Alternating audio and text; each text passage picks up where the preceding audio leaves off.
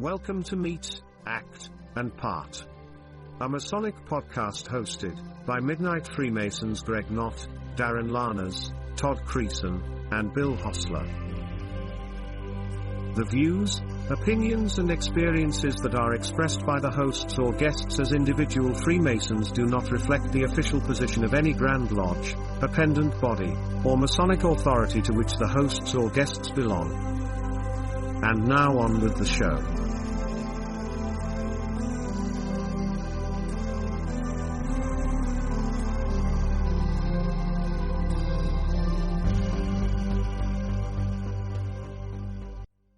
Hello, everybody, and welcome to another exciting episode of Meet, Act, and Part. This is episode 31, and we're going to call it Civics.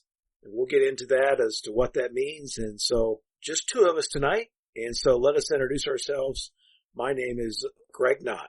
And hi, I'm Darren Lahners. So Darren and I are going to talk through civics. This has been one of my favorite topics since I was a kid. And we'll delve into what I think it means, where I think it's gone or hasn't gone in some cases, how we can improve it, how as Freemasons we can contribute and be better at it. We're going to talk about what civics isn't and just start to unpeel this onion. And like every show we do, there's way more than we'll ever have time to talk about. So Darren, let me just kind of intro here a little bit about what I think when I hear the word civics.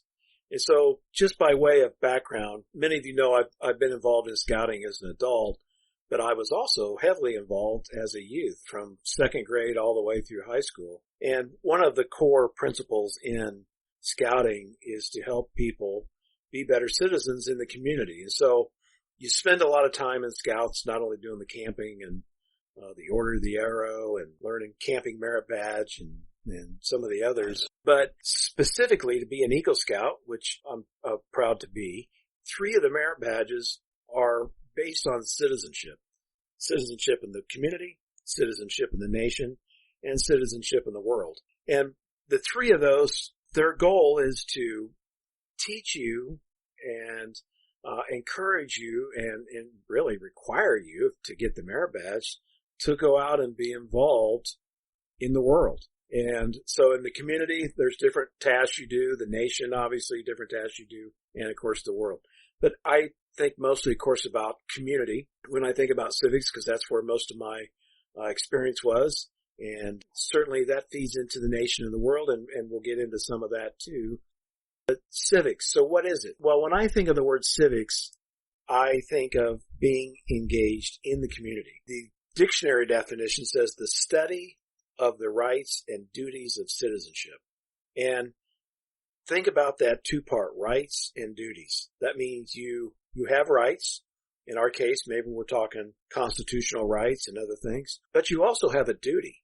And the duty piece is where I want to spend a lot of this conversation, because it's the piece that I'm most concerned about with where we're going in society at the present time. And so what is not civics? Politics is not civics. And Darren, I'm going to have you weigh in on this in a second. But what is the difference? Well, let me just give you a personal example. So I was a county board member or a county commissioner, depending on your state. And so I had to run an election. I ran 5 times and was elected to multiple terms. But the running and me being out knocking on doors and putting up signs and putting out flyers and being in parades and all that, that was the political piece of it. And I think in society today, we see a lot of the political end of things. The civic side was, to me, the moment that you swore to do your duty as the office holder. So in this case, to me, that's where the governance began. And that's where, to me, that's where it's a clear line of delineation. Politics is the process in many cases of getting elected or being involved in a campaign or different roles. But the civic piece or the governance piece was the job I was elected to do. And that's when I went in and, we had our meetings and I had to learn about issues and I had to take votes. So it's very important that we think about these two things in separate buckets. We'll talk about how perhaps they've bled from one to the other, over time, and especially in more recent time. But I'm going to keep coming back to the civic piece of it because I think it's the most important of the two.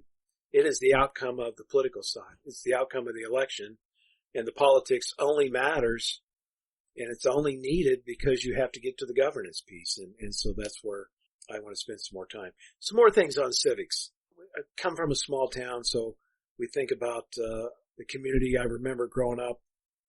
And I think probably part of the reason I was so into civics and the Constitution and learning about government and everything was the examples I had around me. And so I had lots of my relatives were served on the library board, may have been a township trustee or a township supervisor, were on the fire department. And so, and my dad in particular was involved in all kinds of things. He was president of our Lions Club, was on the civil defense, which was at that time the ones that went out and did tornado spotting and things like that. He was on the library board. And so anyway, I had a lot of good examples, and to me, that's just what you did. And so it came completely natural to me to have interest in that. Got into scouting, and it just fed all those interests that I have because it provided a platform to go out and engage and do some of those things. Of course, in scouting, in addition to the merit badges I've mentioned, we might go out and have a flag retirement ceremony. It was not uncommon for the Boy Scouts to lead the parade and carry the American flag. Or we might go do a trash pickup at the park after the community festival.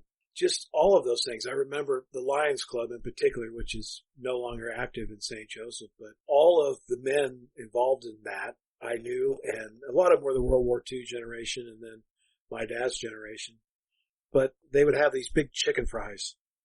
And it was to raise money for causes within the community and including the Boy Scouts. They sponsored the Scouts at that time. And I just remember everybody would go to that chicken fry. And they never had a lack of volunteers to go down and to do that work. And they never had lack of customers that would come and, of course, buy the product. And then those funds turned right around and were put back into the community. So those were just a few of the examples that come to my mind that to me it's like, well, everybody does this. And, well, they don't. I see less of it today. So let me pause here. Darren, why don't you reflect, if you can, a little bit on civics, maybe the politics, the difference you see, and even from your own personal experience, because, of course, you're involved in Scouts and things in your community. What did you see growing up? First of all, I think you pretty much had a good definition of civics as the study of the rights and duties of citizenship, and then politics actually being the machinery, if you will, through how government works. It's basically the set of activities that are associated with the decision making and the forms of power between the individuals and how they are using those powers for the good of the community or your county or your state or your nation. So that being said, as you mentioned, Greg, yeah, I was a Cub Scout and I was a Boy Scout up until Life Scout. I didn't make Eagle, to which Greg likes to remind me that I'm life for life. But I did decide when I moved to St. Joe, and I moved to St. Joe in December 2008, that I wanted to become more involved in the community. And I guess in a way I wanted to be a good citizen, and I felt that I had to, in order to be a good citizen, I needed to volunteer my time to organizations in the community. So I volunteered time with the Scouts, and that's how I met Greg. I was one of the dads who didn't practice the Boy Scouts of America being the babysitters of America, and I actually stuck around and helped my son during the meeting and helped the other kids as well. And I think that's how Greg and I met, and that's, I think, what has was the start of a beautiful friendship. So without civics, I wouldn't be sitting here talking with Greg.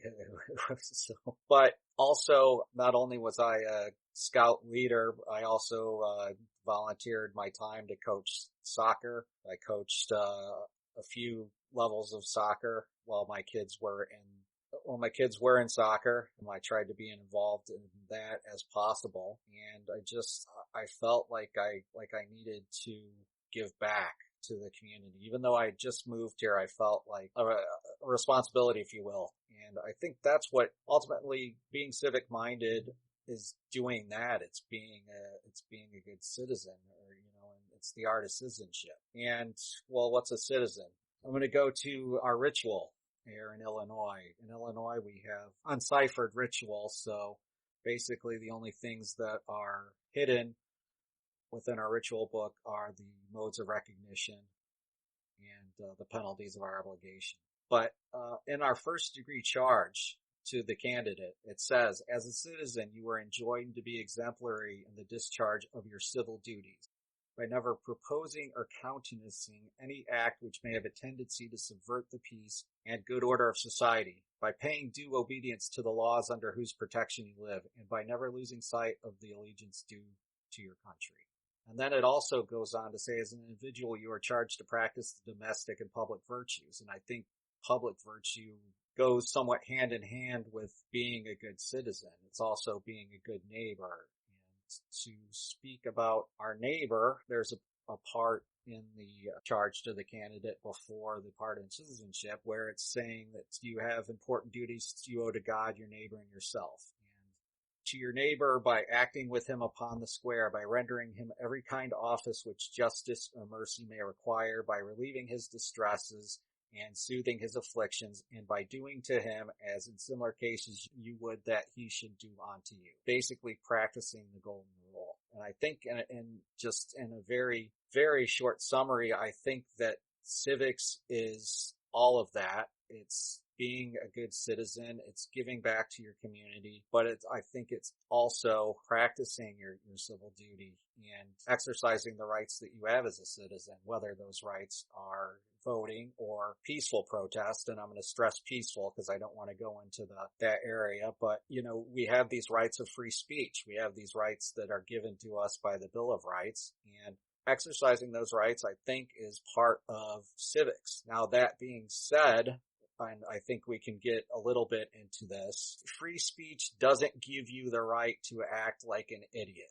And I'll just use a case that I believe was brought before the Supreme Court, and it was regarding whether or not yelling fire in a theater was free speech. And I think they ruled that it was not because it potentially endangered the other citizens of the community. And I could be absolutely wrong here. I'm going off the top of my head, but my case in point is anything that is said, you have to realize that there could be consequences to what you say or what you do, and especially now with social media. And Greg and I were talking before this episode, and he was talking about how his wife has gotten him to start watching The Bachelor. Sorry to embarrass you, Greg, but those of you that are familiar with that controversy, what happened last night is that The Bachelor basically broke his relationship off with the girl that he had chosen after the show because of some things that she had said in her past or done, and it wasn't thoughtful of her. And while she had the right to do what she did, it wasn't necessarily the right thing to do. Yeah. So Darren, I think you bring up a good point about free speech. Interesting, when I got my library science degree, one of the classes we had was very specifically on the rights and duties from the context of a librarian, but we talked a lot about free speech and free speech.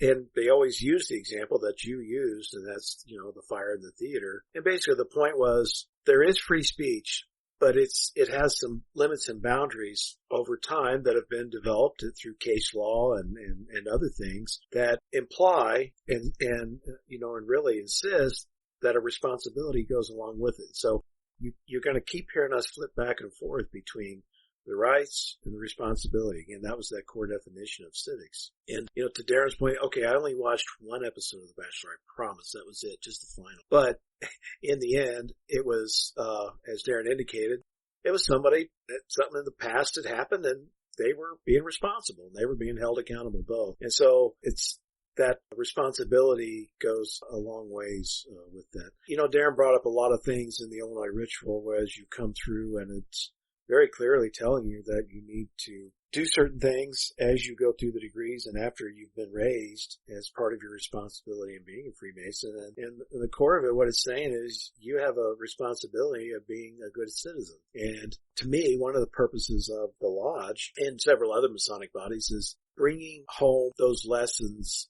either in the Lodge or in Scottish Rite or other places that really reinforce those core values. And again, probably going to flip between Boy Scouts and Masonry, but that's to me one of the purposes as to why we're there, is to help improve yourself and learn those things, be engaged in the community, and be active. Darren, you mentioned something I think is also important, and that was you're a soccer coach. And I think the examples I started this podcast out with were just a few. And again, when you think of the community, it takes a lot of pieces, a lot of volunteers to make a community happen, especially in small towns where they don't have a large town government. The town government may probably, at least in our case, there's the town board and the mayor who are elected. There's very few employees, a couple people that are working in the office with, maybe the sewer, the water billing or some of those things, the street crew that are maintaining the streets and doing some other maintenance work in town. In our case, that's it. Everything else in terms of the town is volunteer driven. And there's lots of ways you can be engaged in your community.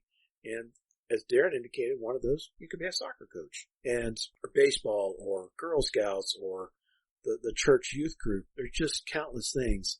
And one of the things I've seen very clearly is that pool of volunteers has really dried up in the last 20 years for sure. I think the last 10. I'm worried that COVID has accelerated that to an even greater extent.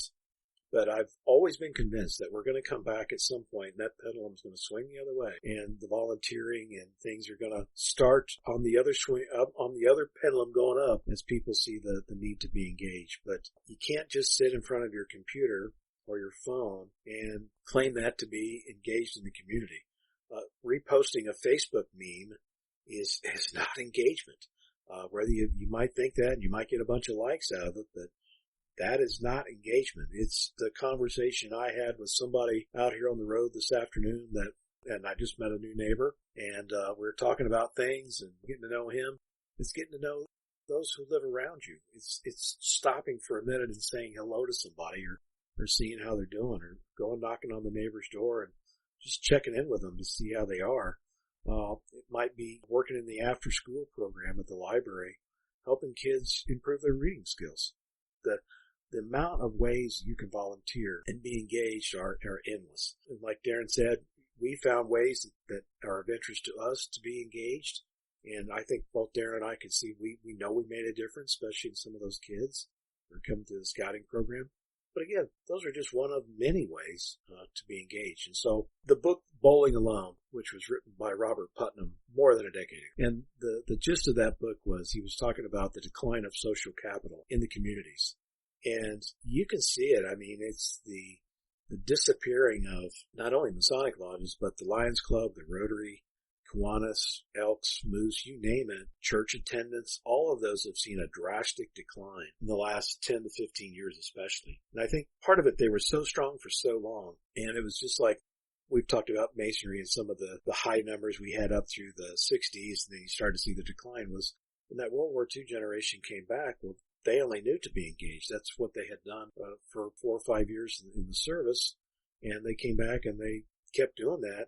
And most of that generation has passed on now. So there's a few members left on our organizations from that generation, but not many. They're not making up the preponderance of it anymore. And so the generations after them did not step up to the level that they did. And so I think we're seeing that through. And so, and each generation is different. We could talk about generations and a lot too and how that impacts it. But when I look at my daughter's generation and Darren, your kids' generation and my son, I think they're going to be re-engaged, but they're going to be much more deliberate. They're going to be they're not going to go to a meeting just for the sake of a meeting. They're going to want to know what is the impact, because they value their time. And so as we talk about engagement in the civic sense, I think over time it's going to be redefined. And I think organizations such as ours, Freemasonry, have to adapt to that to know how to engage those members. And it's not necessarily that they're always wanting to be entertained or they're always wanting everything at the spur of the moment, though some of them are, there's no doubt. But I also see they're looking for the value of things. And I don't mean a monetary value, but they're seeing where they can contribute and make a difference. I see it in some of the students at the university. We have, I work with our board of trustees, and we have student trustees, and they're some of the most engaged students that I've ever met. They are looking to make a difference, and so I'm hopeful, but I've really, in a small town sense, we've seen these numbers and everything decline, and some of those organizations have gone away. And I think what that leaves is a void out there to be able to get things done. It's not as easy when people are all shut up in their houses and not talking with one another the way they had perhaps in the past. So let's come back to the Blue Lodge, because Darren mentioned what our ritual says, but we come to that classic concern about you don't talk about politics in the lodge. And I think this is why it's important to understand the difference between politics and civics, or politics and governance. I was in, I think it was San Antonio one time, and was looking, I went to the Scottish Rite building, and in the corner of that building, the cornerstone outside, it was talking about the Texas Freemasons and their impact on public education. And I thought, well, boy, I wonder if we could do that today. And think about the turn of the century of 1900 to 1920. You had typically your small one-room schoolhouses, and they were fine in terms of getting education started, but there was a push for more public education, push for the development of high schools in a community. Because at that time, high schools were mainly in the larger towns, and some of them, if they had a high school, it may only be 2 or 3 years. In St. Joseph's case, we had a high school that was only 3 years for a long time, and to get your 4th year, you went actually to another town, Urbana, to finish up. But the Freemasons across the country were one of the major groups that were pushing for the creation and the expansion of public education. And so I put that in today's context. Darren, do you think we could do that again? In other words, would we be able to be organized enough to make an impact on a public policy like that? Would we even allow ourselves to enter into the conversations on public policy because of the fear that some people would think it's political? I would say we probably wouldn't. Wouldn't do that. I think that, unfortunately, along with society, the fraternity has become siloed with different ideologies. And I believe that in the effort to keep harmony within the Grand Lodge and the craft, that our Grand Lodge would not want to speak on any public policy or support any public policy based upon the potential of irritating or upsetting some of the membership and losing that membership because of their public stance. And as sad as it is to say, I think that's probably the case. And I think that, unfortunately, I think we could do a lot of good. And I think that our charities could also help do a lot of good in individual communities. And they are. I mean, a lot of the charities, especially MCAP, which is the Illinois Masonic Children's Assistance Program, has some wonderful programs, and one of those is, I believe they match scholarships given by the local Masonic Lodge up to $1,000. So if your lodge gives $1,000, the MCAP charity will also give you $1,000. So I think it does do impact on a more focused scale. I just don't believe that on a grand scale that they would say, for example, be part of founding schools or instituting public education. I think it was at that time a different time, and I also believe the craft was different at that time as well. So that's my answer. I would say it's probably a hard no. Let me read just a short thing. I read an article and I found it again in The Laudable Pursuit.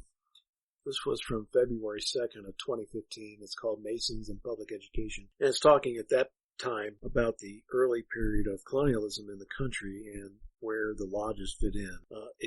In its introduction, it was talking about how did people get educated, or how did they learn? And it said you could do 3 things in those days: be an apprentice in a trade, you could be educated in the biblical teaching as a church, or if you were a Freemason, you'd be able to be educated through this lodge. It goes on to say, quote, "The lodges sought to civilize, to teach manners and decorum, to augment the order and harmony of civil society.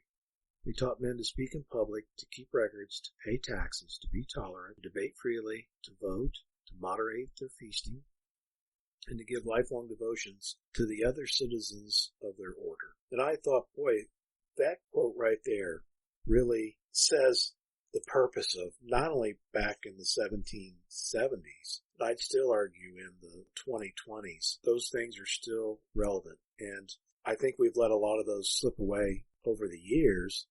But again, not to dwell on all that, but again, if we talk about what our purpose is, right there's the core of it. And let's think about a lodge meeting for a minute.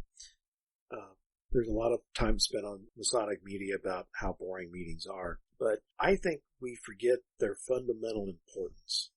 And Chris Hodap wrote a real long article about this 2, 3, 4 years ago. But part of his point in that article was he says that these meetings were really the basis of how you learned democracy, how you practiced democracy. And you have a master that's elected, but yet he's equal to all the other members in the lodge. The business is conducted with motions made and seconded, and then a vote up or down taken. And if it's an affirmative vote, that's the will of the lodge. And if it fails, then that's the will of the lodge as well. All of that was the fundamental exercise of democracy. And I think sometimes, Darren, we forget, even as at times mundane as our meetings can be, they do serve at a very important point. And not just our meetings, it was the scout meetings. It was the Lions Club, the civic groups, the bowling association who had their meetings.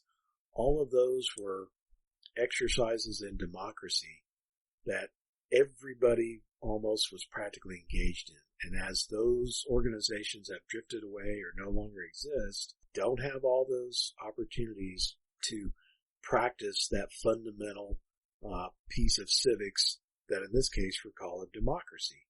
I agree, Greg. I think that the meeting does serve an important purpose. It's just like everything else that Freemasonry teaches us, to moderate what's happening in those meetings. And I think that if you spend too much time on bickering about what you had for dinner or the roof or insert your problem here that somebody's going to be upset about, then we're missing the point.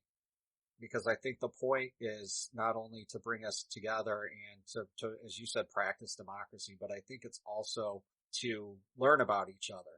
And whether or not that's having education and speaking, going around the room and having everybody kind of give their 2 cents on what that education meant to them, to just the parking lot conversations you have before or after the meeting, or the conversations you have at a dinner before. And those things are, I think, equally important to the mundane business, if you will, of Absolutely. I think that's where you get to know people. That's how you get to understand their viewpoints, understand what they're thinking. They learn what you're thinking. And again, we dwell so much in the current day and age on politics, and there's just so much more to life than just politics. And me, again, I keep coming back to this governance, the civic side of the importance of how it builds a community.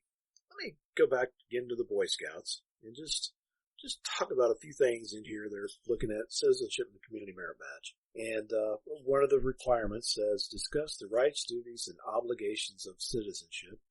Explain how you can demonstrate good citizenship in your community, scouting unit, place of worship, or school. And again, right there, it's saying not only did you learn what it is, but explain how you demonstrate. And so what it's intending to do is saying, well, don't just read about it. Don't just talk about it. Go out and practice it. Again, so it's coming back to those examples I used earlier on of maybe it was the Lions Club fish fry or the trash. It goes on to talk about learning about, how your local government works and things like that. It's requiring you to go attend a meeting of your city, town, or county council or school board or something like that. And I wonder how many people have done that lately. Probably very few of our listeners have probably done that, but or watch them on the public access channel. You'd be surprised what you can learn by what's going on that affects you at the local level. And there is a saying, all politics is local. Okay, again, don't want to dwell on politics, but what it's really saying in that quote is that everything that really matters, it happens at the local level. Same with Blue Lodge. Everything that really matters, it happens at the local level. No Grand Lodge can come in and fix your lodge, give you programs and all that. They can suggest things, and there's some wonderful tools and resources that they put together, but ultimately it's going to be the locals, in this case a lodge or another organization, that are putting the effort into. It goes on to talk about some of the services that government provides in a community. Your library, your schools, your rec centers and things like that. And what it's saying there is understand what they are, understand how you can participate in those, and understand, frankly, how they're paid for. Again, we don't talk enough about in today's day and age, about understand the fundamentals about how your community operates. Here's an important one here, and Darren, you mentioned this. It says identify 3 charitable organizations and understand how they do their work and how they're impacting. We like to say information. We're not a charity in the case of, as some service organizations are, or some not-for-profit organizations are, yet we stress charity. It's one of our fundamental principles. And we've got some fantastic Grand Lodge, especially in Illinois, some fantastic Grand Lodge programs that really make a difference in the community. So it's, again, get engaged and do some of that. Volunteer at the soup kitchen or the food bank. Help it on a food drive. There's just endless amounts of things that you can do. Again, I think of always the small towns in ways that you can impact. I think of it probably just because there isn't a large amount of government. Things only happen because of those that are engaged in the community itself. Let's talk about social media. I think it goes without saying, social media, we're using it in a sense right now on this podcast. The amount of social media has just exploded over the last 10 years. How it's used has changed dramatically from the early days of Twitter and Facebook from where it is today. There's a lot of concern about, going back to Darren, what you were talking about, the free speech and First Amendment and what can be said, and frankly, how they can come back to impact you later, as you used the example in The Bachelor. But, I mean, we could do episodes, a series on social media, but I just cringe today at some of the things that are put out there and what people are saying. And we've talked about this in other podcasts, but there's things people type and repost and put on the media, social media, that they would never say to each of you face to face. And just makes me worried or concerned about, again, what is the impact of that social media in you've seen our local newspapers, they're drying up. So, because people are now getting their news on social media. And I think it's important to understand what social media is and how it works. And there's a lot of literature out there that you can read, and I'm going to ask Darren to kind of get into this a little bit, is how it works. In other words, not how you type and post or reply or put your picture up, but what's that behind the scenes, a logarithm, or the data behind the background. How is that working? And then more importantly, how does that influence what you see and maybe what you think? Darren, I'd like to have you expand on that a little bit. I think, did you watch this, Greg? Was it The Social Dilemma? It was on Netflix? Yes. Yeah. So if you want a good breakdown of how social media and how the social media algorithms work and how basically social media only will feed you the information that you are interested in seeing based upon your browsing history, etc. Please watch The Social Dilemma on Netflix. I think it's called The Social Dilemma. To your point, Greg, it's funny you mentioned social media. I saw, and I had read this previously when it was first posted, but Masonic author Chuck Dunning. If you're not familiar with Chuck is the author of the definitive work about contemplative masonry and how you can use masonry and meditation together. And if you've not read that book and you're interested in that, I'd highly urge you to do it. It's helped me, and it's starting to help me more as I delve deeper into practicing this.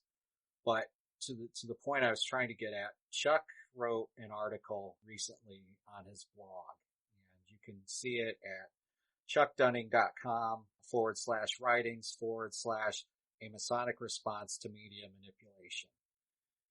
And I'll basically just read his foreword that he types. And Chuck says, "I've been working on this essay for weeks. One of the reasons I wanted to write it is because I'm becoming very concerned about political divisiveness wedging its way into our fraternity. I'm hearing of brothers speaking to each other in very unfraternal ways more often in social media. I'm hearing more political comments within tiled spaces or other gatherings for Masons. I see and hear more Masons wondering if they can meet on the level in good conscience with Masons who have different political views. It has become clear to me that sometimes some of us are contributing to this divisiveness despite being very well-meaning and intelligent brothers. Sometimes we justify it by saying our understanding of Masonic principles demands it. So then we start dividing up over who supposedly has a better grasp of Masonic ethics. Whether or not that is necessary, it makes me sigh. We're forgetting the us of the craft if we permit no respite from the profane world's us versus them conflicts. Surely there are many things that need to happen for healing to occur, but I have felt especially moved to address the matter of media manipulation. This essay is long, over 5,000 words, because I wanted to address the issues comprehensively, with care, as little of my own social and political biases as possible, and offer resources I could link in good conscience. Most of all, I want it to be practically useful. So, if you're interested, then I hope you will go into it with an open mind and heart, and a willingness to take a long, close, careful look in the mirror. I'm trying to do likewise. Thank you. And the piece goes on to break down the basic problem. First of all, the purpose of the piece, the first sentence of the piece says, the purpose of this piece is to explore how we can use Masonic principles to avoid or extract ourselves from being caught in the webs of psychological manipulation constantly being spun in all types of media. The present intentions are to highlight points on what drives media manipulation, how it works, its negative effects, and its alternatives to participating in it. Exposure to manipulative messages from all sides is a fact of life for each of us, and one of the very few institutions are designed to help us consciously and conscientiously engage. Freemasonry can be regarded as one of those institutions for these reasons. Masonry's commitment to virtues that transcend partisan and sectarian perspectives, principally demonstrated by meeting on the level with people of differing political and religious opinions. The craft's emphasis on working with others in peace, harmony, and unity. The spotlight our tradition places on the liberal arts and sciences, the most relevant being grammar, logic, and rhetoric. And our rituals frequent reminders to be contemplative.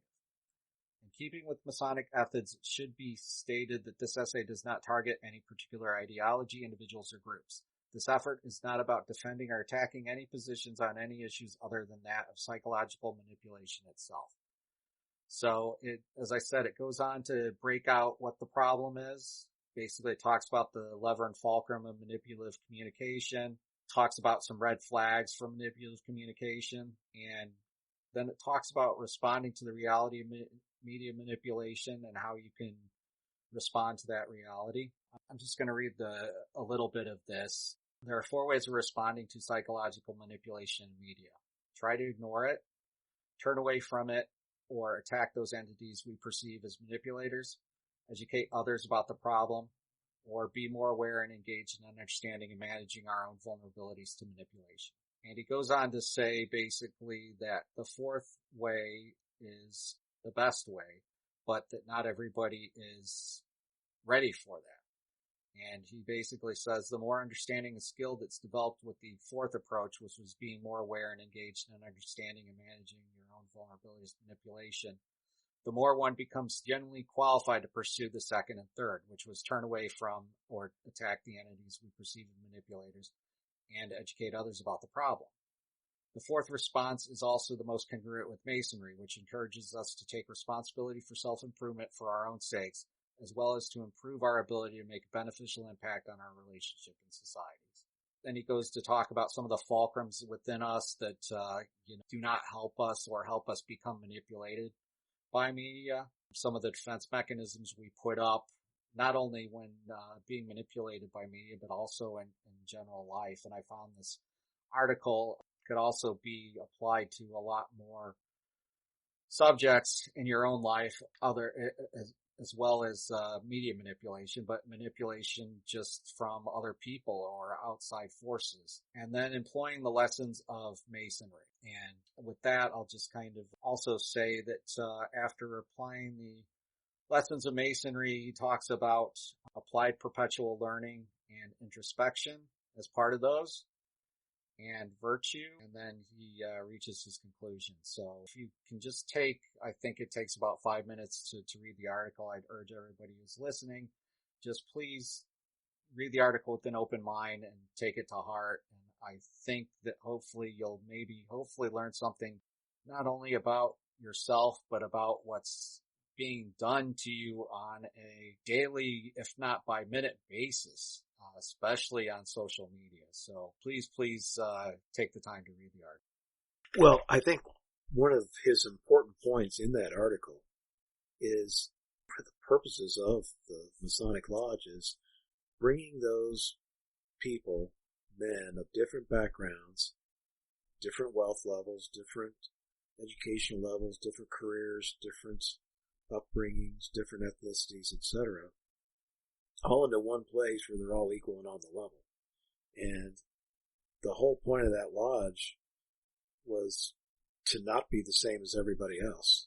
And I worry about the homogenization of groups today, not just Masonry, but in general. I think, Darren, to your point and to Mr. Dunning's point, is unless you engage with others that think differently than yourself, you're missing an opportunity. It's easy to watch a certain media channel and say, oh yeah, I agree with everything on that channel, or a newspaper or whatever. To me, the challenge to yourself should be go out and listen, read, attend something that's out of your comfort zone and learn something from it. You might learn that you have more in common with other people than you might know. And again, that was one of the whole purposes of the Masonic Lodge. And think about, again, go back to that colonial times in America. I mean, you had people in those early lodges that were from all kinds of backgrounds. It wasn't just the aristocracy of the community. Certainly, we focus on the founding fathers and all the famous people that have been members of the lodge, but frankly, most of the rank and file people were just those members of the community from all different backgrounds. It may have been your blacksmiths or your local minister or town doctor or the laborer or anybody. And they were coming together, and when they walked in that lodge, they were equal, even if they were different. And again, they were practicing that democracy that we spoke about earlier and learning along the way. So again, he just brings out a lot of great points in this article, and he provides you with some tools that you've already familiar with if you've attended the degrees and learned about the ritual and the lectures. He's putting them right there. We've talked about these things for 300 years in our case. There's nothing new in them. And so again, it takes some effort, but I think my concern was social media.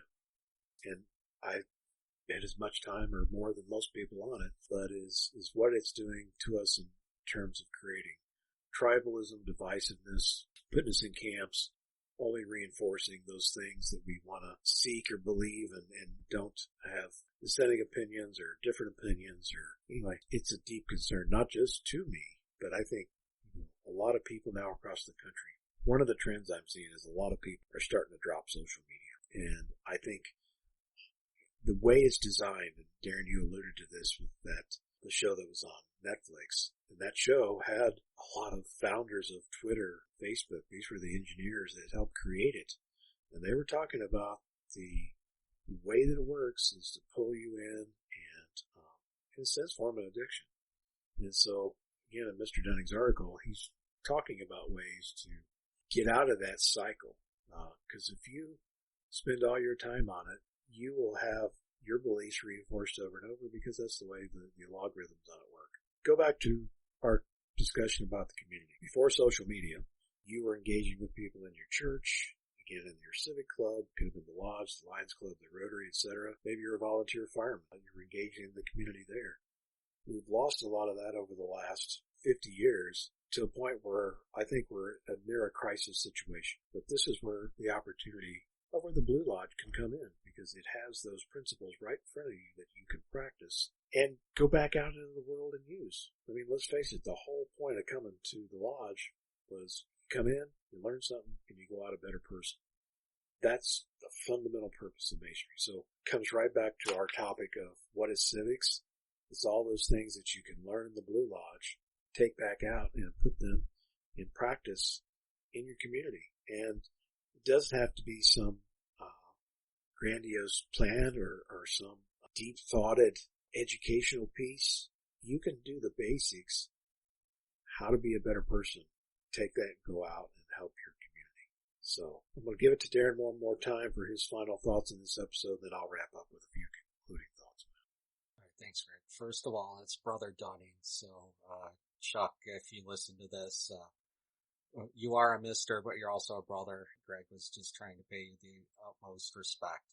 A lot of people probably wouldn't be able to guess, but I would say Greg and I are probably on the political spectrum somewhat ideologically opposite. I mean, there are some things in the middle we agree upon, but one of the beauties I felt from our friendship has been the opportunity to learn from him and have him learn from me. And I think that's how we've both grown, not only as people, but how our friendship has grown as well, because we can talk about these issues without anger, without finger pointing, without really true, I guess, partisanship, and just kind of look at what's the human impact, or what's the ethical impact, or what's the impact of these things that we're discussing. And like I said, I think that we need to, as a society on a whole, get back to that, where we can take out the tribalism, and just because somebody's a Republican or a Democrat doesn't make them evil or insane or whatever other slander one can think of. And I've seen it all on social media. I've seen brothers I respect post things that, as Greg said, they'd never say in person, just because of their political ideology. I think that what Chuck is urging in the article, and once again, please go read the article, is that part of that contemplation is taking a step back, really dissecting information that you see on social media, and as you kind of mentioned, Greg, forming your own conclusions or going to alternate sources, reading the other side of things just to base your own conclusion, because otherwise you're just regurgitating what's you're being told, and that's not thought. Freemasonry is about thinking. It is a craft where you need to think, you need to have critical thinking skills. So not only thinking, but thinking critically. And I really hope that people will read Chuck's article and hopefully start to maybe harden themselves, be better informed about what social media is doing to you, what its goal essentially is. Its goal essentially is you are a commodity to social media. They're making money off of you. You are being sold, your information's being sold, and you are nothing but a commodity to the media companies. They don't personally care about you. It's impersonal algorithms that's deciding what information to give you based upon your interests, and that's it. And then they're taking you down these rabbit holes of information, which, let's face it, Facebook isn't the best place to get news. You can't read Uncle Charlie's social media posts to get a good grasp on what's happening in the world. You have to actually go to different trusted media sources, and more than one. I would say go to the New York Times, go to the Washington Post, go to the BBC, go to Deutsche Welle, go to different media, not only in our country, but other countries, and draw your own perspectives and think for yourself. Great points, Darren. So, civics, that was our topic. Well, went through a wide range of ideas and thoughts. Let me just bring it back and conclude it with this. And look, there's no more important time in our country's civic history to be engaged civically. You hear people bemoan it's not taught in schools and all this, and maybe that's true, maybe it's not, but I think you have a personal obligation to go out and be engaged in your community, and by your influence and what you do, others will see that, and they'll learn civics just by watching what you're doing. Again, how does that relate to Freemasonry? Well, you're learning those principles that Brother Dunning, as Darren points out, sorry, Chuck, he puts those right there in a package for you to look at and understand. Take that and do a short presentation in your lodge about one of those. Have the pancake breakfast. You know why that pancake breakfast is important? Not just because you're raising money to pay for the roof or whatever, because you're bringing in outside people into your lodge, and they're having those conversations in there with other people. I've seen that at one of our lodges. They're saying, "Oh, I hadn't seen you in a while. How you doing? How's the kids? How's the family?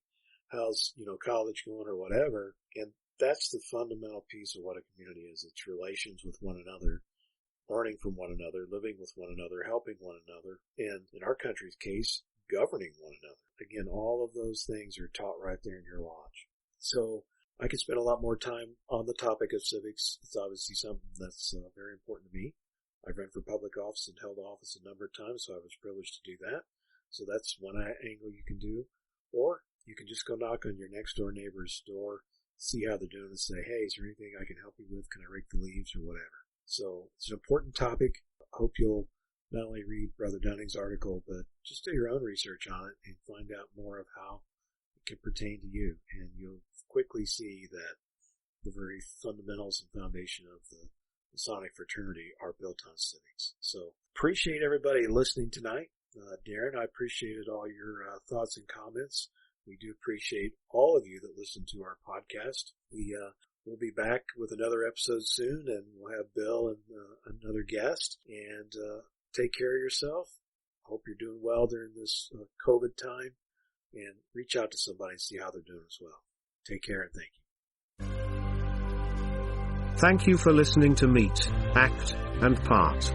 For more information about our show, visit our website at www.meetactandpart.com. While there, please consider supporting the show by sponsoring us on Patreon. Until we meet again, may we meet, act, and part.